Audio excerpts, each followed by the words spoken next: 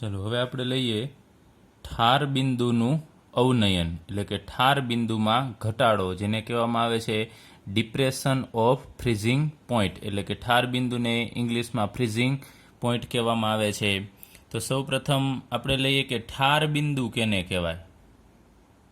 ઠાર બિંદુ કેને કહેશું તો અહીંયા આપણે એક પાત્ર છે એ પાત્રની અંદર બરફ લીધેલો છે તો બરફ છે ઘન અવસ્થામાં છે એટલે એનું બાષ્પ દબાણ ખૂબ ઓછું હશે એટલે અહીંયા બાષ્પ દબાણ આપણે દર્શાવેલું છે બરફનું ઓછું છે। હવે એક બીજા પાત્રની અંદર આપણે પાણી લીધેલું છે કે જે પ્રવાહી અવસ્થામાં છે તો એનું બાષ્પ દબાણ છે એ સ્વાભાવિક રીતે બરફ કરતાં વધુ હશે। હવે આપણે આ પાણી છે એને આપણે ઠંડુ પાડવાનું છે એટલે કે તાપમાન નીચું લઈ જવાનું છે।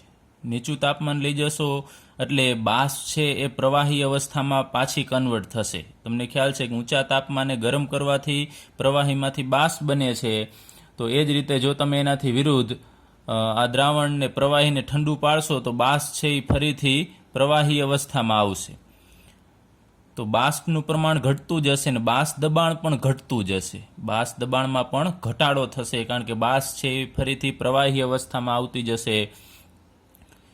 એવી રીતે તમારે તાપમાન નીચું લેતું જવાનું છે અને એવું એક તમને તાપમાન મળશે કે એ તાપમાને અહીંયા એની આ પાણીની ઘન અવસ્થા છે બરફ છે એની પાણીની ઘન અવસ્થા છે ઘન અવસ્થામાં જે બાષ્પ દબાણ અહીંયા હશે એટલું બાષ્પ દબાણ અહીંયા આપણે કરવાનું છે પાણીનું બાષ્પ દબાણ છે બરફનું જે બાષ્પ દબાણ છે એટલું જ અહીંયા થાય એ કયા તાપમાને થાય છે એ તાપમાનને આપણે ઠાર બિંદુ કહેશું। હવે આપણે એની વ્યાખ્યા લઈએ કે જે તાપમાને પદાર્થનું તેની પ્રવાહી અવસ્થામાં બાષ્પ દબાણ એની ઘન કલાના બાષ્પ દબાણને બરાબર થાય એટલે કે અહીંયા પ્રવાહી અવસ્થાનું જે બાષ્પ દબાણ છે એની ઘન અવસ્થા અથવા ઘન કલામાં જે બાષ્પ દબાણ છે એ બંને સરખા થવા જોઈએ। પાણીનું બાષ્પ દબાણ આપણે ઘટાડતું જવાનું છે તાપમાન નીચું લઈ અને તો જ્યારે આ બંનેના બાષ્પ દબાણ સમાન થાય એ કયા તાપમાને આ પાણીનું બાષ્પ દબાણ છે એ ઘન કલાને સમાન થાય છે એ તાપમાનને આપણે એનું ઠાર બિંદુ કહેશું। ફરીથી એક વખત જે તાપમાને પદાર્થનું તેની પ્રવાહી અવસ્થામાં બાષ્પ દબાણ છે એ ઘન કલાના બાષ્પ દબાણને બરાબર અથવા સમાન હોય એ તાપમાનને આપણે એનું ઠાર બિંદુ કહેશું। ટૂંકમાં બરફનું જે બાષ્પ દબાણ છે એટલું આપણે પાણીનું બાષ્પ દબાણ કરવાનું છે તો કયા તાપમાને પાણીનું બાષ્પ દબાણ છે એ બરફને સમાન થશે એ તાપમાનને આપણે એનું ઠાર બિંદુ કહેશું। હવે દ્રાવણના બાષ્પ દબાણમાં ઘટાડો આપણે ભણી ગયા છીએ કે દ્રાવક કરતાં દ્રાવણના બાષ્પ દબાણમાં ઘટાડો થવાનો છે તો એ ઘટાડો શુદ્ધ દ્રાવકની સરખામણીમાં દ્રાવણના ઠાર બિંદુના ઘટાડામાં પરિણમે છે એટલે કે ઠાર બિંદુમાં ઘટાડો થશે। આગળ ઉપર આપણે ભણી ગયા કે ઉત્કલન બિંદુ છે એ દ્રાવક કરતાં દ્રાવણનું વધારે છે જ્યારે અહીંયા શુદ્ધ દ્રાવકની સરખામણીમાં દ્રાવણના ઠાર બિંદુમાં ઘટાડો થશે એટલે કે ઘટાડામાં પરિણમશે એટલે દ્રાવક કરતાં દ્રાવણનું ઠાર બિંદુ ઓછું હશે। હવે પદાર્થના ઠાર બિંદુએ એટલે કે માનો કે અહીંયા પાણીનું જે ઠાર બિંદુ છે એ આપણે ઠાર બિંદુએ પહોંચી ગયા છીએ ત્યારે એમાં ઘન કલા પ્રવાહી કલા સાથે ગતિશીલ સંતુલનમાં હશે એટલે ઘન અને પ્રવાહી બંને અવસ્થા છે એ એકબીજા સાથે ગતિશીલ સંતુલનમાં હશે। ચાલો હવે ત્યારબાદ આપણે એક આલેખ જોવાનો છે બાષ્પ દબાણ વિરુદ્ધ તાપમાનનો આલેખ। એના માટે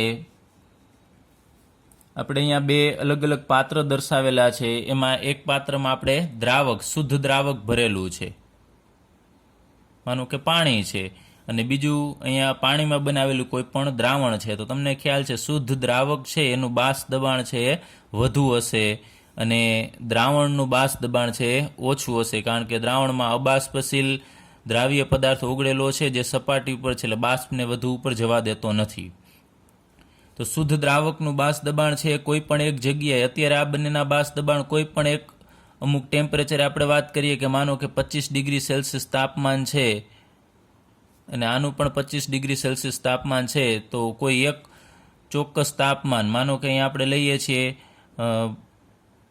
298 કેલ્વિન તાપમાન ત્યારે એટલે કે અહીંયા 25 ડિગ્રી પણ આપણે અહીંયા કેલ્વિનમાં લેવાનું છે તો 298 કેલ્વિન તાપમાન માનો કે અહીંયા છે, ત્યારે તમે જુઓ છો કે દ્રાવકનું બાષ્પ દબાણ વધુ હશે ને દ્રાવણનું ઓછું હશે. તો આ અક્ષ ઉપર બાષ્પ દબાણ દર્શાવે છે. તો સૌપ્રથમ આપણે એ દર્શાવી દઈએ કે આ જગ્યાએ અહીંયા જે બાષ્પ દબાણ દર્શાવેલું છે 298 કેલ્વિન તાપમાને દ્રાવક માટેનું છે. એ લઈ લઈએ શુદ્ધ દ્રાવક, એટલે કે જે પ્રવાહી અવસ્થામાં છે એ દ્રાવક છે, અને બીજું અહીંયા દ્રાવણ છે. તો દ્રાવણનું બાષ્પ દબાણ એનાથી ઓછું હશે, એ તમને ખ્યાલ છે. તો અહીંયા બાષ્પ દબાણ છે એ હાઈટ ઉપર છે, વધારે બાષ્પ દબાણ છે શુદ્ધ દ્રાવકનું પ્રવાહી અવસ્થામાં છે ત્યારે એના કરતાં દ્રાવણનું બાષ્પ દબાણ છે એ ઓછું છે. તો અહીંયા આપણે દર્શાવી દઈએ, આ જગ્યાએ દ્રાવણનું બાષ્પ દબાણ દર્શાવીએ છીએ આપણે. આ છે દ્રાવણ છે. હવે આપણે આ બંનેનું ટેમ્પરેચર જે 25 ડિગ્રી અથવા તો 298 કેલ્વિન છે એનાથી ઘટાડતું જવાનું છે. ટેમ્પરેચર તમે ઘટાડતા જશો તો જ બાષ્પ છે એ પ્રવાહી અવસ્થામાં આવશે ને આપણે એના ઠાર બિંદુ સુધી પહોંચતા જશું. તો તમારે હવે આ બાજુ ટેમ્પરેચરમાં આગળ વધવાનું છે, ટેમ્પરેચર ઘટાડવાનું છે. તો બંનેના સાથે તમે ટેમ્પરેચર ઘટાડશો એટલે ગ્રાફ છે આવો જોવા મળે છે. પાણી અહીંયા શુદ્ધ દ્રાવક છે, માનો કે પાણી છે, પાણીનું તાપમાન તમે ઘટાડતા જાઓ છો, એક સમય એવો આવશે કે શુદ્ધ દ્રાવક એટલે પાણી છે, અહીંયા માનો કે પાણી હોય તો એ બરફ બની જશે, અને એ અવસ્થાએ એ પાણીનું જે ઠાર બિંદુ છે બાષ્પ દબાણ છે એ બરફ એને ઘન અવસ્થા જેટલું થઈ જશે. તો આ જગ્યાએ અમુક એનું બાષ્પ દબાણ મળશે, તો એની ઘન કલા સાથે. તો આ જગ્યાએ આપણને જે શુદ્ધ દ્રાવક છે એ હવે ઘન અવસ્થામાં આવી ગયો છે એમ કહી શકાય. આ જગ્યાએ ઘન અવસ્થામાં, અને એ જગ્યાએ ઘન અવસ્થામાં પહોંચશે ત્યારે એનું ટેમ્પરેચર, એનું તાપમાન કેટલું છે એ આપણે જોઈએ કે માનો કે આ જગ્યાએ આપણને કોઈ એક ટેમ્પરેચર મળશે. તો સાથે સાથે દ્રાવણ છે એ પણ એનું તાપમાન પણ આપણે ઘટાડતા જઈએ છીએ. તો એ પણ ઘટાડતા જશો તો બંને વચ્ચે ગેપ તો રહેવાનો જ છે પહેલેથી, કારણ કે પહેલેથી જ બંનેના બાષ્પ દબાણ વચ્ચે ગેપ છે. પરંતુ આ જગ્યાએ જે શુદ્ધ દ્રાવક છે એ ઘન અવસ્થામાં આવી જશે. આ જગ્યાએ આ જે દ્રાવક છે ઘન બની ગયું છે, પરંતુ અહીંયા દ્રાવણ હજી ઘન બનશે નહીં. તો ઘન અવસ્થામાં અહીંયા આવી જશે દ્રાવક. તો આને આપણે એનું ઠાર બિંદુ કહેશું અહીંયા. તો ઠાર બિંદુને આપણે TB વડે દર્શાવીશું. ટી એટલે ટેમ્પરેચર, TF વડે દર્શાવીશું. જેમાં આપણે TB લખતા હતા બોઇલિંગ પોઈન્ટ ઉપરથી, એવી જ રીતે અહીંયા ઠાર બિંદુને ફ્રીઝિંગ પોઈન્ટ કહેવામાં આવે છે, એટલે એને આપણે ટૂંકમાં TF વડે દર્શાવીશું. એટલે TF એટલે ઠાર બિંદુ. પણ કેનું ઠાર બિંદુ છે અહીંયા આ જે આવ્યું છે શુદ્ધ દ્રાવકનું, એટલે જે પ્રવાહી અવસ્થામાં છે. તો દ્રાવકનું ઠાર બિંદુ હોવાથી આપણે એને ઉપર 0 વડે દર્શાવીશું. તો અહીંયા TF0 જે શુદ્ધ દ્રાવકનું ઠાર બિંદુ છે, એટલે કે આ તાપમાને આ દ્રાવક છે એ ઘન બની ગયું હશે.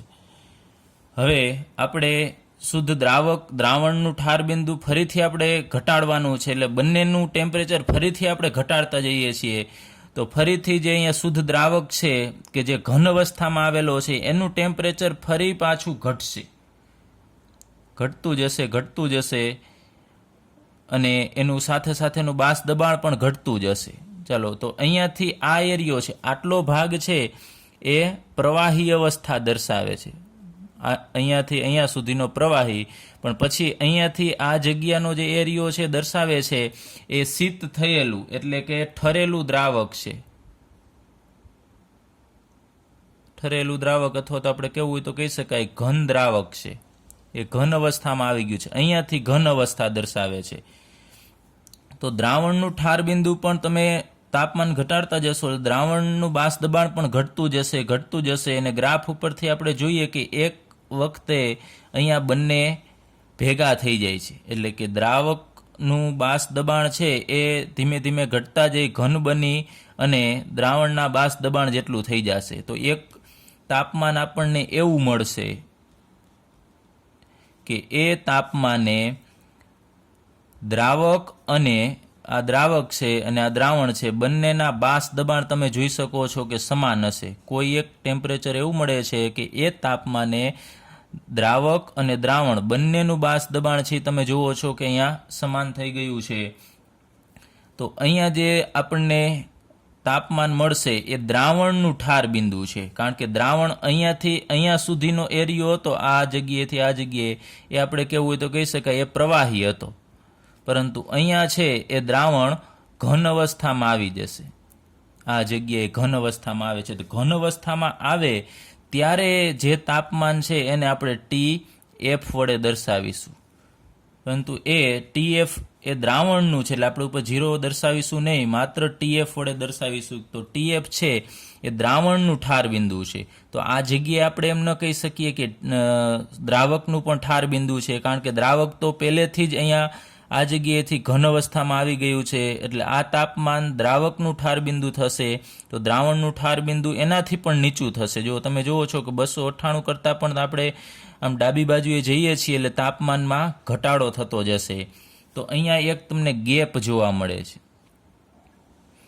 માનો કે અહીંયા આપણે પ્રવાહી છે એ પાણી છે, તો 273 કેલ્વિન લઈએ, અહીંયા 273 કેલ્વિન તાપમાન માનો કે છે, એ તાપમાને બરફ બની જશે પાણી, એટલે દ્રાવકનું ઠાર બિંદુ આટલું છે.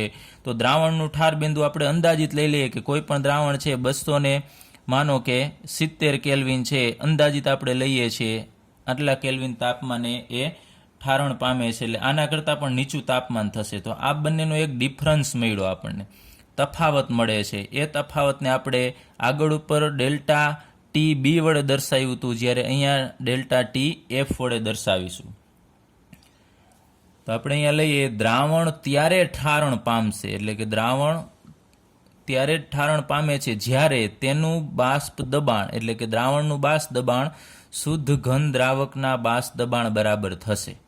અહીંયા તમે જુઓ છો કે દ્રાવકનું બાષ્પ દબાણ અને દ્રાવણનું બાષ્પ દબાણ બંને સમાન થાય છે. અહીંયા એક શબ્દ આવ્યો શુદ્ધ ઘન દ્રાવકના બાષ્પ દબાણ બરાબર થશે, કારણ કે અહીંયાથી અહીંયાનો એરિયો છે એ શુદ્ધ ઘન અવસ્થાનું દ્રાવક છે, ઘન અવસ્થામાં આવેલું. તો આ બંને જગ્યાએ બંનેના બાષ્પ દબાણ સમાન થશે, અને જે જગ્યાએ સમાન થાય એ દ્રાવણનું ઠાર બિંદુ થશે. અહીંયા આપણે લખી નાખીએ આ દ્રાવણનું ઠાર બિંદુ, અને TF0 છે એ શુદ્ધ દ્રાવકનું ઠાર બિંદુ દર્શાવે છે. તો રાઉલ્ટના નિયમ મુજબ જ્યારે અબાષ્પશીલ ઘનને દ્રાવકમાં ઉમેરવામાં આવે છે ત્યારે તેનું બાષ્પ દબાણ ઘટે છે. તમને ખ્યાલ છે કે આપણે શુદ્ધ દ્રાવકની અંદર જો દ્રાવ્ય પદાર્થ એડ કરીને દ્રાવણ બનાવશું તો એનું બાષ્પ દબાણ છે એ ઘટે છે, અને તે નીચા તાપમાને ઘન દ્રાવકના બાષ્પ દબાણ જેટલું થશે. નીચું તાપમાન એટલે દ્રાવક કરતાં આ દ્રાવણનું ઠાર બિંદુ છે એ નીચું છે, તમે જોઈ શકો છો, ઓછું છે, એ એનાથી નીચા તાપમાને જશે. તો નીચા તાપમાને દ્રાવક અને દ્રાવણનું ઠાર બિંદુ છે સમાન થશે. તો આમ આપણે કહી શકીએ કે દ્રાવકનું ઠાર બિંદુ છે એ ઘટે છે, કે જે દ્રાવકની અંદર આપણે દ્રાવ્ય એડ કર્યું છે. એટલે આમ તો આપણે જોઈએ કે દ્રાવણનું ઠાર બિંદુ ઘટે છે, પણ અહીંયા શબ્દ એમ પણ વાપરે છે કે દ્રાવકનું ઠાર બિંદુ ઘટે છે, કારણ કે પહેલાં આપણે દ્રાવક લીધો હશે ને એની અંદર દ્રાવ્ય એડ કરેલું છે, એટલે દ્રાવકનું ઠાર બિંદુ ઘટે છે, અથવા આપણે એમ કહી શકીએ અહીંયા દ્રાવણનું ઠાર બિંદુ પણ ઘટે છે. હવે આપણે આ આલેખ ઉપરથી જોઈએ કે ડેલ્ટા TF તમને ખ્યાલ છે આ બંનેનો તફાવત છે, એટલે કે કેટલો ઘટાડો થશે. તો આપણે અહીંયા દર્શાવી દઈએ ડેલ્ટા TF એ શું દર્શાવે છે, તો આ બંનેનો ડિફરન્સ છે. તો વધુ વેલ્યુ છે એ TF0ની છે, એટલે કે શુદ્ધ દ્રાવકનું ઠાર બિંદુ છે, એમાંથી આપણે TF બાદ કરવાનો થશે. તો શુદ્ધ દ્રાવકના ઠાર બિંદુમાંથી તમે આ TF એટલે ખાલી દ્રાવણનું ઠાર બિંદુ દર્શાવે છે, એની જે બાદબાકી કરશો ને જે વેલ્યુ મળશે એ ઘટાડો દર્શાવે છે, ઠાર બિંદુમાં કેટલો ઘટાડો થાય છે. તો ડેલ્ટા TF ને આપણે ઠાર બિંદુમાં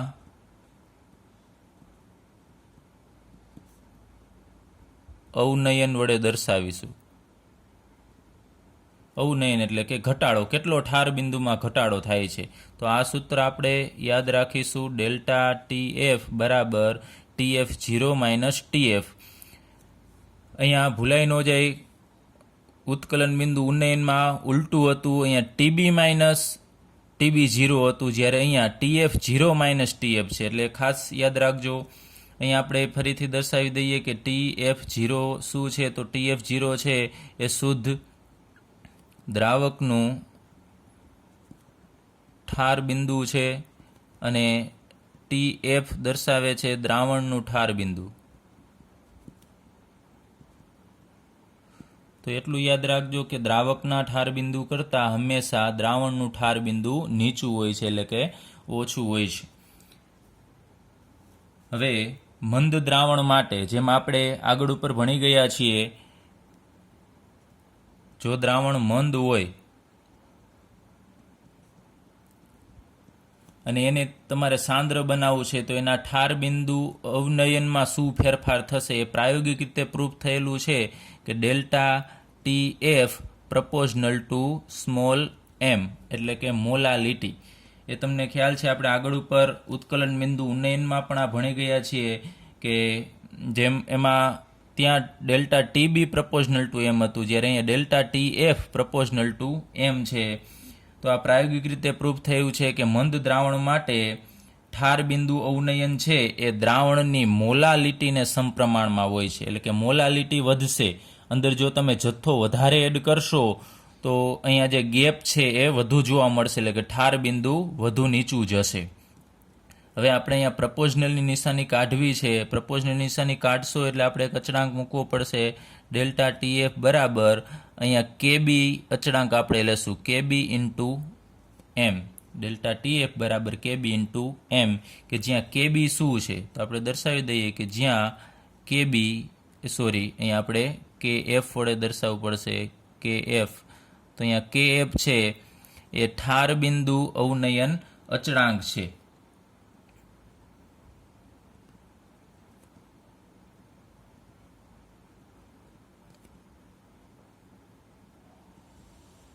અથવા તો આને આપણે મોલલ અવનયન અચળાંક તરીકે ઓળખીશું. એટલે ડેલ્ટા TF બરાબર KF ઇન્ટુ M, કે જ્યાં હવે તમને ખ્યાલ છે એમ હું અહીંયા લખતો નથી, M એ મોલાલિટી દર્શાવે છે. અને KFનો એકમ શું થશે એ આપણે જોવું છે ખાસ. તો તમને ખ્યાલ છે મોલાલિટીનો KFનો એકમ મેળવવા માટે આપણે અહીંયા KFને કરતા બનાવીએ. માત્ર એકમ માટે KFને કરતા બનાવશો એટલે ડેલ્ટા TFના છેદમાં M આવશે. તો અહીંયા ડેલ્ટા TF છે એનો એ તાપમાનનો તફાવત છે, તો ડેલ્ટા TFનો એકમ છે એ કેલ્વિન થશે અને કિલોગ્રામ પ્રતિ મોલ. અહીંયા છેદમાં મોલાલિટી છે, મોલાલિટીનો તમે મોલલ પણ લખી શકો અથવા મોલાલિટીનો બીજો એકમ છે મોલ પ્રતિ કિલોગ્રામ. મોલ પ્રતિ કિલોગ્રામ થશે. તો એને તમે અંશમાં જવા દેશો તો આ ચેન્જ થઈ જશે, એટલે કે ઉપર કેલ્વિન એમનેમ રહેશે. અહીંયા કિલોગ્રામ છે એ અંશમાં જશે એટલે આપણે KG લખીએ અને મોલ છે આ છેદનો છેદ છે, કિલોગ્રામ છે છેદનો છેદ અંશમાં જશે અને મોલ તો એ છેદમાં જ છે, તો મોલ ઇન્વર્સ થશે. એટલે આ KFનો એકમ થશે. તો KFનો એકમ કેલ્વિન કિલોગ્રામ પ્રતિ મોલ થશે.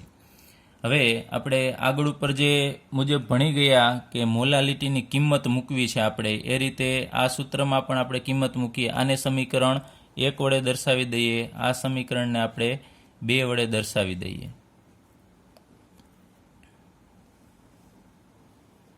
હવે મોલાલિટી M બરાબર થશે, આપણે 2 રીતે મૂકી શકીએ છીએ. મોલાલિટીનું સૂત્ર છે મોલના છેદમાં દ્રાવકનું દળ કિલોગ્રામમાં. હવે આપણે અહીંયા લખીએ કે મોલ એટલે અહીંયા આપણે દ્રાવ્યના મોલ લેવાના છે, તો ડાયરેક્ટ મોલનું સૂત્ર મૂકું છું W2, એટલે કે દળના છેદમાં મોલર દળ. એટલે અહીંયા મોલ બની ગયા. હવે દ્રાવકનું દળ લેવાનું છે, તો દ્રાવકના દળને આપણે W1 વડે દર્શાવીશું. અને અહીંયા કિલોગ્રામ, તો જનરલી આપણે અહીંયા ગ્રામમાં મૂકવું હોય, માનો કે આ જગ્યાએ તમે ગ્રામ લેશો, અહીંયા કિલોગ્રામ નથી આપણી પાસે, ડાયરેક્ટ ગ્રામ લેવું છે, તો આના જે અહીંયા ગ્રામની વેલ્યુ મૂકશો એના છેદમાં આપણે 1000 મૂકવા પડશે. એટલે કે અહીંયા ડાયરેક્ટ તમે ગ્રામ મૂકશો તો ઓટોમેટિકલી 1000 એના છેદમાં મૂકવાથી એ કિલોગ્રામમાં કન્વર્ટ થઈ જશે. હવે આપણે આગળ મુજબ અહીંયા 1000 છે ને ઉપર જવા દેવું હોય તો પણ જઈ શકીએ, પરંતુ અહીંયા બુકમાં એ રીતે નથી, એટલે આપણે ડાયરેક્ટ બુક પ્રમાણે થોડું જોઈએ કે ડેલ્ટા ટી એફ બરાબર કે એફ ઇન્ટુ એમ. હવે એમ અહીંયા આ જગ્યાએ છે, એમાં આપણે આ વેલ્યુ મૂકવાની છે મોલાલિટીની. તો અહીંયા આપણે લખીએ W2 ના છેદમાં M2 એના છેદમાં W1 ના છેદમાં 1000. હવે અહીંયા તમે જુઓ છો કે 1000 છે એ આ છેદનો છેદ છે, તો એ અંશમાં જવાનો છે, એટલે કે એફ ગુણ્યા, હવે આપણે 1000 છે ડાયરેક્ટ હું અહીંયા લખી નાખું છું 1000 ગુણ્યા W2. હવે આ M2 છે એ અંશનો છેદ છે, અંશનો છેદ છે છેદમાં જશે, એટલે આપણને મળશે M2 ગુણ્યા W1, એટલે કે ડેલ્ટા ટી એફ બરાબર મળશે કે એફ ગુણ્યા 1000 ગુણ્યા W2 અપોન M2 ગુણ્યા W1. હવે જો આપણે દ્રાવ્યનું મોલર દળ મેળવવું હોય તો આ સૂત્ર ઉપરથી જ મેળવી શકીશું. અહીંયા M2 ને આપણે કરતા બનાવી દઈએ તો M2 એટલે કે દ્રાવ્યનું મોલર દળ બરાબર કે એફ ગુણ્યા 1000 ગુણ્યા W2 ના છેદમાં delta T F into W1 થશે. તો આ સૂત્રની મદદથી તમે અજ્ઞાત જે દ્રાવ્ય પદાર્થ છે એનું આણ્વીય દળ કેટલું છે મેળવી શકો છો. અને આ બાકી બધી વેલ્યુ તમને ખ્યાલ જ છે શું હશે. અહીંયા W2 છે, અહીંયા 1 દ્રાવક માટે આપેલો છે નંબર, ને 2 છે એ દ્રાવ્ય માટે. તો W1 એટલે કે દ્રાવકનું દળ અહીંયા ગ્રામમાં લેવાનું થશે, કેમ કે અહીંયા 1000 હોવાથી આપણે ગ્રામમાં લેવું પડશે, અને W2 છે એ દ્રાવ્યનું દળ દર્શાવે છે. ચલો હવે આપણે જોઈએ કે KF અને KB એ બંને અચળાંક છે દ્રાવકના સ્વભાવ ઉપર આધાર રાખે છે, એટલે કે દ્રાવક બદલશે તો KF અને KB બંનેના મૂલ્ય છે બદલશે. હવે KF અને KB ના મૂલ્ય આપ્યા છે, એની આપણે ખાતરી કરવી હોય અથવા તો મેળવવા હોય તો આપણે આ સૂત્રની મદદથી મેળવી શકીશું. તો KF બરાબર R ગુણ્યા M1 ગુણ્યા TF સ્ક્વેર છેદમાં 1000 ગુણ્યા ડેલ્ટા એચ ફ્યુઝન. એ જ રીતે કેબીની વેલ્યુ ચેક કરવી હોય તો આપણે કરી શકીએ. કેબી બરાબર R ગુણ્યા M1 ગુણ્યા TB સ્ક્વેર છેદમાં 1000 ગુણ્યા ડેલ્ટા એચ વેપર. તો અહીંયા R છે એ વાયુ અચળાંક દર્શાવે છે, M1 છે દ્રાવકનું મોલર દળ અથવા તો આણ્વીય દળ દર્શાવે છે, TF છે એ દ્રાવકનું ઠાર બિંદુ દર્શાવે છે, TB છે એ દ્રાવકનું ઉત્કલન બિંદુ દર્શાવે છે, અને ડેલ્ટા એચ ફ્યુઝન છે એ દ્રાવકની ગલન એન્થાલ્પી દર્શાવે છે, અને ડેલ્ટા એચ વેપર છે એ બાષ્પન એન્થાલ્પી દર્શાવે છે.